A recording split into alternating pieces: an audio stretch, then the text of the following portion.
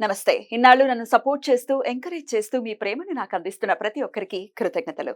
అలాగే ఈ వీడియో కూడా ఖచ్చితంగా మీకు ఉపయోగపడుతుంది. లైక్, షేర్ అండ్ సబ్స్క్రైబ్ చేసి మీ సపోర్ట్‌ని నాకు అందించండి. అలాగే ఈ వీడియో పట్ల మీకున్న అభిప్రాయాన్ని కామెంట్ సెక్షన్‌లో కామెంట్ చేసి తెలియజేయండి. ఇప్పుడు వీడియోని చూద్దాం. నమస్తే. Welcome to our channel. నేను పద్మిని. ప్రస్తుతం మనతో పాటు ప్రముఖ ఆధ్యాత్మికవేత్త, వాస్తు జ్యోతిష పండితులు శేషగిరిరావు గారు ఉన్నారు. మాట్లాడదాం. నమస్కారం అండి. నమస్తే అండి. బాగున్నారా? మే 1వ తారీఖు గురువు మారబోతున్నారు. సహజ లాభస్థానంలోకి వెళ్ళబోతున్నారు, వృషభ రాశిలోకి. అవును. సో మరి గురువు ఇచ్చేటటువంటి ఈ సంవత్సర కాలం పాటు కూడా ఎట్లాంటి ఫలితాలను ఇవ్వబోతున్నారు ద్వాదశ రాశుల వాళ్ళకి? అలాగే నర్మదా పుష్కరాలు కూడా మొదలు కాబోతున్నాయి. ఆయన మారినప్పుడు ఖచ్చితంగా పుష్కరం పుష్కరాలు అనేది వస్తాయి. వస్తుంది. అవును. ఇది అందరికీ తెలిసినటువంటి విషయమే. అవును. సరే, ఇక ఈ గురువు ఇచ్చేటటువంటి ఫలితాలని ఒక్కసారి మీ ద్వారా. రైట్. తప్పకుండా గురుడు ఎక్కువ శాతం మందికి మంచే చేస్తాడని ఆశిద్దాము. సరే, ఒకవేళ ఎవరికైనా నెగిటివ్ ఉంటే ఆ నెగిటివ్ ఏంటి, ఏ కోణాలు అంటే ప్రతి ఒక్క గ్రహం కూడా సేమ్ ఒకటే చెడు చేస్తుందని కాదు.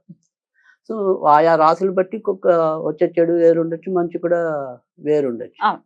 సో అలా మనం ఉదాహరణగా చెప్పుకుంటే కనుక కన్యా రాశి కొన్ని విషయాల్లో చెడు ఉన్నా కానీ ఈ గురుడు మారే విషయంలోకి వచ్చేప్పటికి ఏంటంటే అప్పటిదాకా పెళ్లి కాని వాళ్ళకి పెళ్లి అయ్యే అవకాశాలు ఉన్నాయి. మరి మంచి కూడా ఉందిగా. మంచి కూడా ఉంది కదా. సో అది ఒక ఉదాహరణ మాత్రమే. ఇలా తర్వాత ఏ రాశికి ఏంటనేది మనం వివరంగా మాట్లాడుకున్నా కానీ ఇక్కడ వచ్చేప్పటికి ఏంటంటే గురుడు మారటం అనేది ఏంటంటే కొద్దిగా మనకి ఏ విషయాల్లో కొంత ఇబ్బంది అంటే ఆయన ఉన్నది సంచారం చేసేదంతా కూడా శత్రువు రాశిలో సంచారం చేయటం అనేది ఉంది. శుక్రుడు ఆయనకు శత్రువుగా పరిగణించొచ్చా? అంతేగా. ఈయనేమో దేవతల గురువు, ఆయనేమో రాక్షసుల గురువు. సో అందుకని ఆ వైరం ఉంటుందా? వైరం అలాగే ఉంటది మరి. Right. సో అందుకని ఆ రకంగా ఆయనకి కొద్దిగా అసౌకర్యమైన స్థానం అది. కానీ బేసిక్ గా ఏంటంటే శుభగ్రహాలు ఏంటంటే వాళ్ళు ఎప్పుడూ శుభమే చేస్తారు అనేది మన నమ్మకం. అంటే మనం వ్యక్తులుగా ఆపాదించుకున్నప్పటికీ కూడా సహజంగా మీరు మంచి వాళ్ళు అనుకోండి, పోలే వాడి కర్మ వాడికే పోతుందని అనుకుంటాం. కరెక్ట్. అదే చెడ్డవాడైతే వాడిని ఎప్పుడు కత్తెచ్చి పొడిచేద్దాం అన్నట్టు.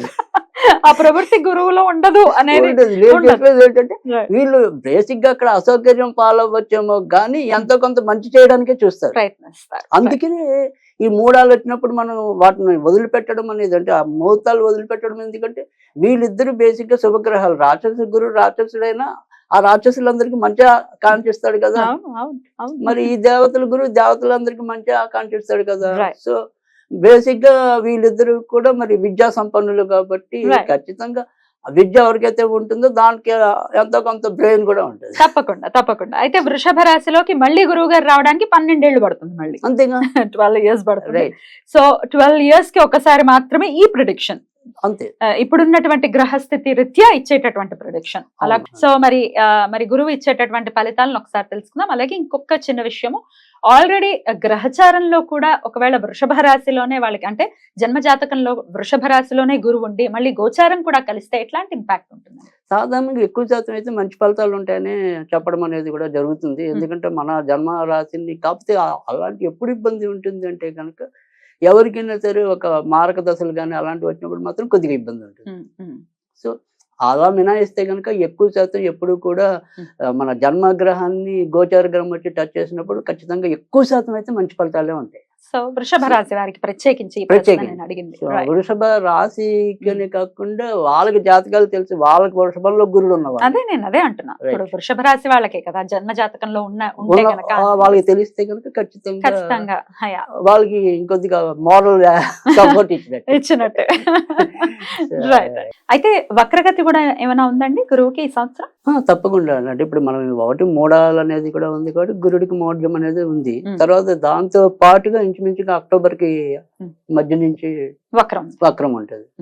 సో అది ఆ వక్రం వచ్చినప్పుడు మరి ఆటోమేటిక్ గా కొన్ని ఫలితాలు స్తంభింపజేయటం అనేది కూడా అలానే ఉండటం. మంచి ఫలితాలు స్తంభిస్తాయి, చెడు ఫలితాలు కూడా స్తంభిస్తాయి. అంటే ఇప్పుడు సపోజ్ ఉదాహరణకి గురుడు ఇక్కడ మంచి ప్లేస్ లో ఉన్నప్పుడు సంబంధం కుదరచ్చు.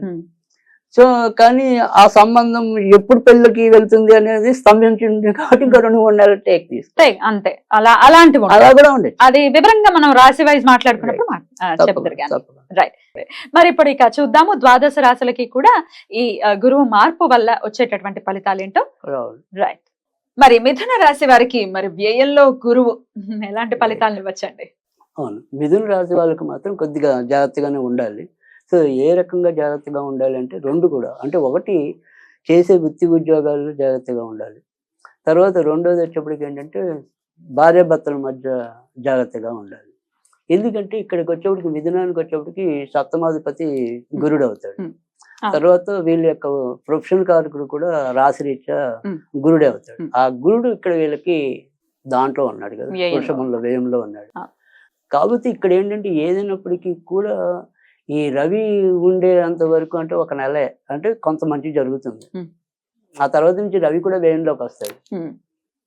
సుమారుగా మీకు జూన్ 16-17 వచ్చేప్పటికి రవి కూడా వ్యయంలోకి వస్తాడు. అది కూడా ఒక నెలేగా అయినప్పటికీ అది ఇక్కడ మధ్య మధ్యలో వీళ్ళు అంటే పూర్తిగా మనం గురుడు యొక్క పరిగణనలో తీసుకున్నప్పుడు 12 నెలలు అనుకోండి యావరేజ్.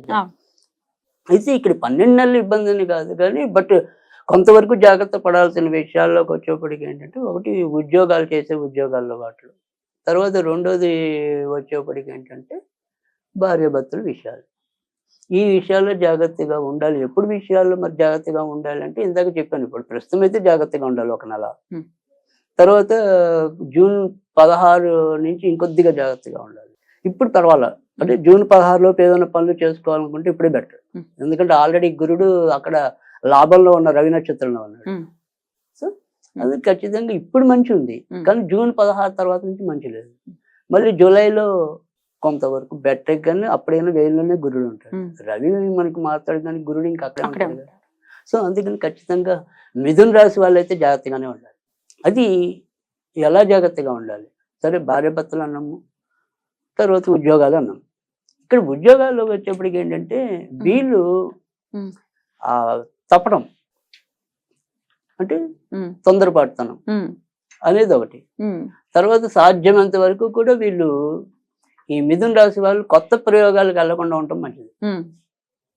ఇంకా కంపెనీని తీసేస్తే మనం ఏం చేయలేం, కానీ వీలుగా కొన్నాళ్ళు మారకుండా ఉండటం అనేది మంచిది.